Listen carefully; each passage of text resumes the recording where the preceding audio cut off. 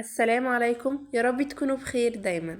النهاردة هنعمل ايه؟ هنعمل سمك البسارية. هو عبارة كده عن سمك صغير قوي، بيبقى طعمه قريب جدا كده او بشبهه كتير للجمبري. هو سناكس كده صغير، طعمه حلو بصراحة، يمكن من احلى انواع الاسماك اللي بحبها. ما بياخدش وقت في التحضير، بيبقى طعمه في الاخر حلو قوي، وكمان مش بيبقى ليه ريحة زفارة زي السمك، وفي الاخر مش هتفرقوه ابدا عن الجمبري. يلا نشوف هنعمله ازاي باسهل طريقه وباقل مكونات. ولو عجبك طريقه البسارية النهارده ما تنسيش تحطي لايك للفيديو وتشتركي في القناه، وبرضه ما تنسيش تفعلي زر الجرس علشان يوصلك اشعار بكل وصفه جديده انزلها وما يفوتكش اي حاجه. ومع دودو كلنا متعودين ان اكلتنا دي ما بتحلاش الا باللمه الحلوه، فمحلاها لمتنا. يا رب تعجبكم اكلتنا.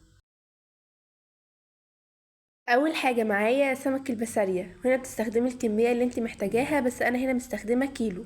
شوفوا هي السمكه بتبقى صغيره قوي ازاي، يعني بتبقى حاجه كده بسيطه قوي، بتبقى بالشكل ده. بنجيبها وبنغسلها كويس قوي، اهم حاجه ان احنا نغسلها كويس جدا لعند لما بتنضف قوي معانا. بنفضل نحطها تحت المية لعند المية بتاعتها دي لما تكون شفافه جدا، علشان في الاخر تبقى طعمها حلو وملهاش اي ريحه تماما.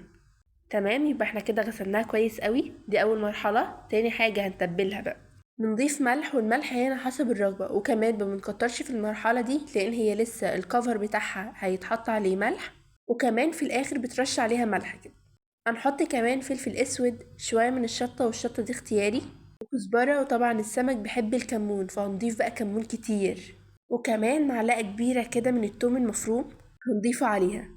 وبعد كده هنحط عليها ليمونية كده كبيرة، ممكن تضيفي 2 كمان عادي. نضيفهم بقى نعصرهم كده عليها بالشكل ده. هي دي بس التتبيلة اللي احنا محتاجينها للسمك. نبدأ ان احنا نقلبها، واهم حاجة ان احنا هنا ما بنضغطش عليها لان السمك ده بيبقى طري جدا، يعني ما بتستحملش اي ضغط، فبنقلبها بالراحة لعند بس لما نتأكد ان التتبيلة وصلت لكل سمكية في البسارية. هنوقف على طول. شوفوا انا بجيب كده من فوق لتحت وبالراحة. هنا بقى كانت اتغلفت كلها بالتتبيلة واتأكدت ان كل التتبيلة وصلت لكل بسارية فيها. وقفت التقليب، وبعد كده نسيبها على جنب لعند لما نشوف بقى هنعمل فيها ايه. هنا بتسيبوها، يعني انا بصراحة هنا سايباها حوالي نص ساعة، تبقى مظبوطة جدا. البسارية اتبلت وبقت زي الفل. نبدأ بقى ان احنا نعمل الكفر الخارجي ليها. بنجيب هنا حوالي كوباية كده او كوباية ونص من الدقيق، عليها معلقة كبيرة من النشا. النشا هنا بتساعدها انها تاخد لون حلو، وكمان ما تتحمرش على طول في الزيت، فهي النشا هنا حلوة قوي، بس لو مش متوفرة استغنى عنها. هنحط عليها يعتبر من نفس البهارات اللي حطيناها على السمك، بس ما بنكترش. شوية من الكمون، شوية من الكزبرة، وكمان شوية من الملح، وشوية شطة دي اختياري، بس ما بنحطش فلفل اسود على الدقيق. نقلب الكلام ده كويس قوي عند لما كله يختلط مع بعض. وبرضو من الحاجات المهمة جدا ان احنا برضو بننخل الدقيق، يعني مش بنستخدم دقيق كده على طول، لا ندخله كويس قوي برضو، ونقلب ده كويس قوي مع بعض. بعد لما كله اختلط هنجيب البسارية بعد لما قعدناها في التتبيلة حوالي نص ساعة. لو عايزين تشتغلوا فيها على طول عادي، مفيش اي مشكلة على فكرة، هيبقى برضو طعمها حلو قوي في الاخر.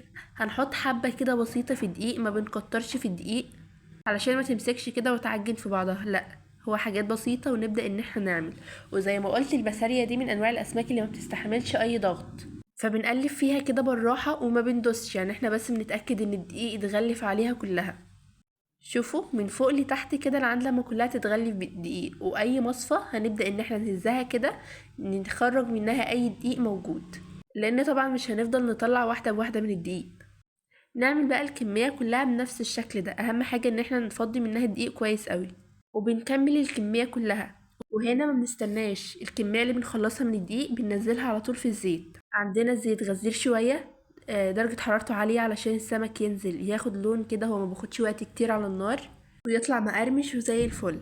طبعا السمك ده ما بيطلعش اي ريحة زفارة نهائي في البيت، وما بياخدش وقت، هو عمايله وتحضيره كله ما بتاخدش اصلا ربع ساعة، والتتبيلة بتاخد نص ساعة وبس كده وبيبقى جاهز معاكي. شوفوا بيبدأ بقى ان هو ياخد لون كده حلو في الزيت. مش بنقلبه قبل ما هو يتحمر شوية او يمسك نفسه، لا استحالة نقلبه وهو طري. هنا بدأ ان هو مسك نفسه خلاص، مش اللي هو ينتني بسهولة، بدأت ان انا اقلبه بالراحة برضو، ما بقلبش جامد، ونسيبه شوية لحد لما يبدأ ياخد لون. نبدأ نجهز الطبق بتاعنا نحطه على جنب، وهنا بنخرجه لون دهبي شوية، وهو كده كده في المرحلة دي اصلا بيكون قرمش، فاللون اللي انتي محتاجاه طلعيه عادي. بنشيله وبنكمل الكمية الباقية وبنحاول ان احنا نحطه وهو مرصوص كده واقف، علشان يطلع مش ماسك في بعض ولا معجن ولا اي حاجة من الحاجات دي، ويطلع الواحدة كده حلوة ومقرمشة وزي الفل. شوفوا ما بقلبوش غير لما هو بيمسك نفسه خالص، ما بيكونش طري نهائي، عشان لو قلبته وهو طري هيبدأ ان هو كده يفك، والدقيق اللي عليه ده يفك خالص ويطلع معجن ومش مقرمش خالص، والراس اللي فيه دي هتبدأ تتخلع في الزيت. شوفوا لونه قد ايه حلو. انا بصراحة بخرجه في المرحلة دي، اول ما يوصل المرحلة دي وقرمش خلاص بخرجه. وبنكمل الكمية كلها. اهم حاجة الكمية اللي احنا نحطها في الدقيق ننزلها على طول في الزيت، لان لو احنا سيبناها هتبدأ ان الدقيق ده ينشف عليها.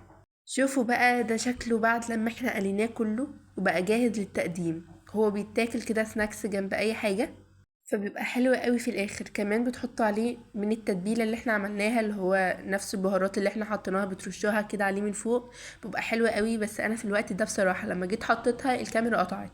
تاكلوه بتشيلوا الراس بتاعته بس، وبتبدأوا ان انتوا تاكلوه. هنا ما بيكونش فيه اي شوك نهائي ولا اي حاجة، هو بس كفيلة ان احنا نشيل الراس. وهي دي وصفة البسارية بتاعتنا النهاردة، يا رب تكون عجبتكم. لو انتي من الناس اللي مجربتيش سمك البسارية ده قبل كده وخايفة تعمليه، صدقيني لو جربتيه مش هتبطلي ابدا تعمليه. عملتهولكوا النهاردة بأسهل طريقة وبتتبيلة تجنن وموجودة عندنا في كل بيت، وهيطلع معاكم بالجمال والحلاوة دي. لو عجبتك بقى طريقة البسارية النهاردة وطريقتها وكل حاجة فيها، ما تنسيش تحطي لايك للفيديو وتشتركي في القناة، وبرضه ما تنسيش تفعلي زر الجرس عشان يوصلك اشعار بكل وصفة جديدة انزلها. هستناكي تجربيها وترجعي تقوليلي رأيك فيها. ومع دودو كلنا متعودين ان اكلتنا دي ما بتحلاش الا باللمة الحلوة، فمحلاها لمتنا. يا رب تعجبكم اكلتنا.